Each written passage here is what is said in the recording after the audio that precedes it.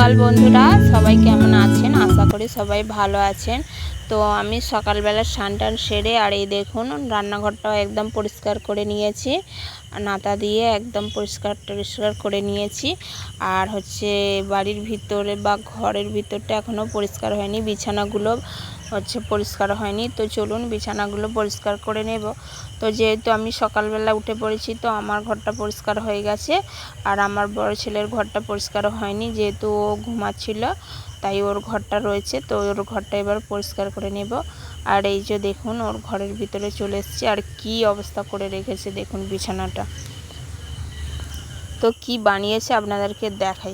আমার বড় ছেলের ঘর। আর এই দেখুন বড় ছেলেটা একটা কাজ করেছে, দেখুন ঝাড়বাতি বানিয়েছে। যেহেতু গরমের ছুটি, তো কাজ নেই, বই টই পড়া হয়ে গেছে, বাকি সময়টুকু বসে থাকবে, তো গরমে বসে বসে এটা বানিয়েছে।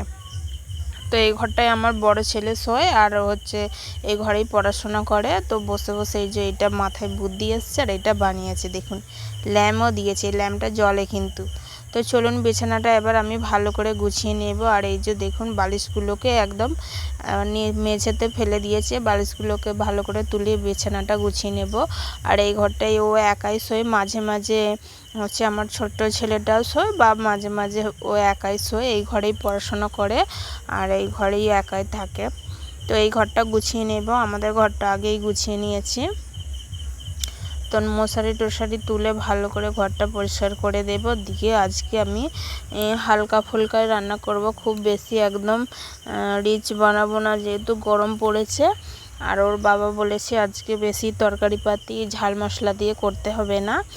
তো আজকে আমি বানাবো এই দেখি গরমের মধ্যে একটু হালকা ফুলকা রান্না করা যায়, তো সেই ব্যবস্থাই করব। আর আমাদের পাশে একটা আমড়া গাছ রয়েছে, আমাদেরই গাছটা। এই বাড়িটা থেকে 1 মিনিট মতো দূরে একটা পুরনো দোকান রয়েছে, ওই দোকানের পাশেই আমড়া গাছটা রয়েছে। তো দোকানটা আমার শ্বশুরমশাই যখন ছিলেন তখন ওই দোকানটা বানিয়েছিল। তো আমার শ্বশুরমশাই মারা যাওয়ার পর, যেহেতু আমার স্বামীরা 3টে 4টে ভাই, তো সবার কার ভাগে পড়বে বা কে নেবে, এই ভাগ অনুযায়ী দোকানটা বন্ধ হয়ে গেছে। তো দোকানটা কেউ আর খোলেনি, চালায়নি। তো ওখানেই আমড়া গাছটা হয়েছে। আর আমড়া গাছটা খুব সুন্দর একদম, আর বড় বড় আমড়া হয়। তো ভাবছি একটু আমড়া নিয়ে এসে গরমে চাটনি বানাবো। বলুন, গরমে আপনার আমড়ার চাটনি বা টক বা আমড়া দিয়ে ডাল খেতে খুব ভালো লাগে। তো বিছানাটা এই যে আমি ভালো করে একটু পরিষ্কার করে ঝেড়ে দিচ্ছি, গুছিয়ে দিচ্ছি। আর গুছিয়ে দিয়ে তারপরে আমি যাব। ছোটটা এত বদমাইশ, একটু বিছানা গুছানো থাকলেই তো চলে আসবে, অমনি এসে বিছানা ঘেঁটে দেবে।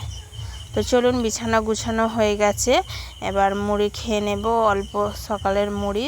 তো ওদেরকে খাইয়ে দিয়েছি, ছোটোকে তো খাইয়ে দিতে হয়। আর এখনও যেহেতু 3 বছর 3.5 বছর বয়স ওর, তো এখনও ওকে খাইয়ে দিতে হয়, না খাইয়ে দিলে খায় না। তো ওকে খাইয়ে দিয়েছি আগেই, তারপরে এই কাজগুলো করলাম। এবার আমি অল্প মুড়ি খেয়ে নেবো। আজকাল তরকারি বানাইনি, চপ নিয়েছি, তো চপ দিয়েই মুড়ি খাবো, আলুর তরকারি আজকে বানাইনি। চপ দিয়েই 1 মুঠো মুড়ি খেয়ে নেব, খেয়ে তারপরে দুপুরে রান্না বসাবো। আর পাশে আমার বড় ছেলে এই যে খাচ্ছে বসে বসে। তো চলুন মুড়িটা আমি মেখে ভালো করে আগে খাওয়া দাওয়া করে নিই, তারপরে রান্না বাড়া করব। আর এই চপ দিয়ে মুড়ি খেতে কাদের কাদের ভালো লাগে অবশ্যই কমেন্ট করে বলবেন। আর মুড়িটা এখানে এই যে মাখিয়ে নিচ্ছি। সকালে একটু আলুর তরকারি বা আলু ভাজা এসব করি, আজকে আর ভালো লাগছিল না, তাই ওই জন্য আজকে আর বানাইনি, ভাবলাম চপ দিয়েই খেয়ে নেব। তো চপ দিয়েই মুড়ি খাওয়া হয়ে গেছে। আর আমরা পাততে এসেছি, এই যে দেখুন পুরানো দোকানটা এই যে। আর ছাদে উঠছি, ছাদ দিয়ে একদম হাত বাড়ালেই আমড়াগুলো পাওয়া যায়। আর এই দেখুন ছাদে পড়ে রয়েছে, এই যে দোকানের ছাদে এই যে পড়ে রয়েছে। আর এই যে সাইডেই একদম রাস্তা দিয়ে বাস, ট্রাক, লরি সবই যায়, আমাদের একদম রোডের পাশেই বাড়ি। আর এই দেখুন আমড়াগুলো কত সুন্দর হয়েছে। আর এই যে নিচে নিচে আমড়াগুলো হয়েছিল, যেহেতু ছাদ দিয়ে হাত বাড়ানো যায়, সব পেরে নিয়েছে। দেখুন একটা নিচের ডগে একটাও আমড়া নেই।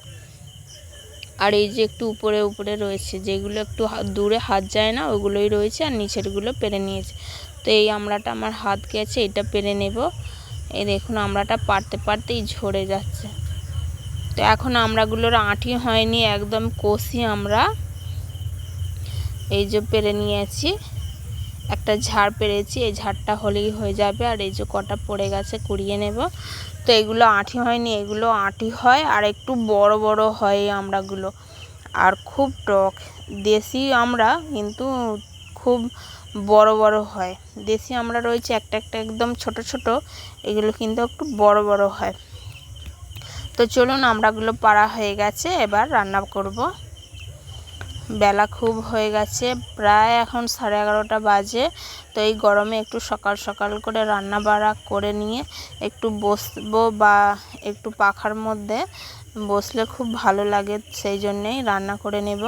আর এখানে দেখুন আমি রান্না বসিয়ে দিয়েছিলাম, ছোটোটা এত বায়না করছিল, তাই আগে একটু ভিডিওটা করা হয়নি।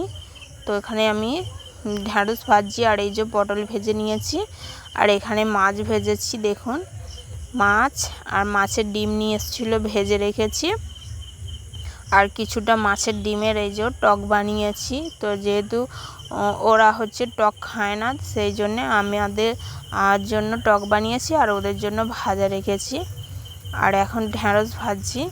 ঢ্যাঁড়সগুলো কিন্তু একটু সময় দিয়ে আস্তে আস্তে আঁচে ভাজতে হয়, একটু সময় লাগে ঢ্যাঁড়সগুলো ভাজতে। আর একটু লাল লাল করে ভাজলে ঢ্যাঁড়সগুলো কিন্তু খুব ভালো লাগবে। তো আজকের মেনু এইগুলোই রয়েছে। আর এই যে আমরা কেটে রেখেছি, আমড়াটার চাটনি বানাবো। তো ওরা টক খায় না, ওদেরকে আমি আমড়ার চাটনি বানিয়ে দেব।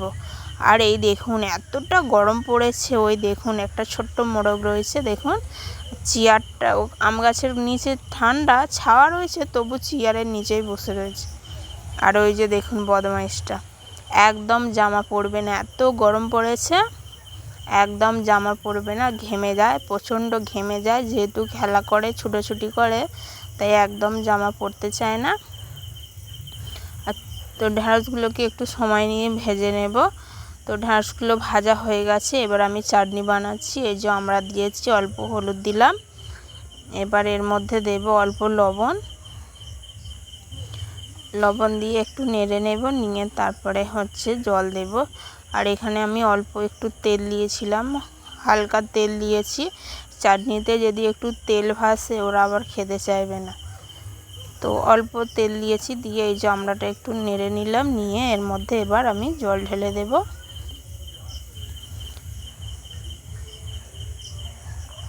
একটু ঝোল ঝোল রাখবো, যাতে ওরা ভাত দিয়ে মাখিয়ে খায়। তো আজকে যেহেতু আমি ঝোল বানাইনি, সেই জন্যে একটু বেশি করেই জল দিচ্ছি, একটু ঝোল ঝোল রাখবো। তো আমরা আজকে ভাতটা হচ্ছে জল ঢেলে ভাত খাবো, ওর জন্য মাছগুলো ভেজে রেখেছি, একটু লঙ্কা পেঁয়াজ দিয়ে চকুটে নেব। আর ভাজাগুলো তো রয়েছে, এবার দিয়ে দিচ্ছি একটু চিনি। ব্যাস, এই চাটনিটা পেলে ওদের আর কিছু চায় না, চাটনি দিয়েই কিন্তু ভাত মাখিয়ে খেয়ে নেবে। আর হচ্ছে আমরা একটু টক খাবো, মাছের ডিমের টক যে বানিয়েছিলাম ওই টকটা খাবো, আর এই চাটনিটা হলে ওদের হয়ে যাবে। তো চলুন, চাটনিটা হয়ে গেছে। আর এই যে একটু ঝোল ঝোল রেখেছি,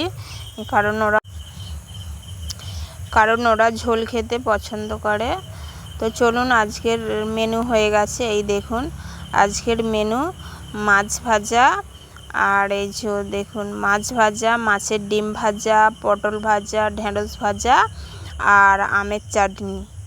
এই যে ঢেঁড়স ভাজা, পটল ভাজা, আর মাছের ডিমের টক, আর আমড়ার চাটনি। তো চলুন এবার খাওয়া দাওয়া করবো। আর এই যে দেখুন ও ভাত নিয়ে বসে পড়েছে, তো ওকে তো খাইয়ে দিতে হয়, এখনও হাতে করে খেতে চায় না।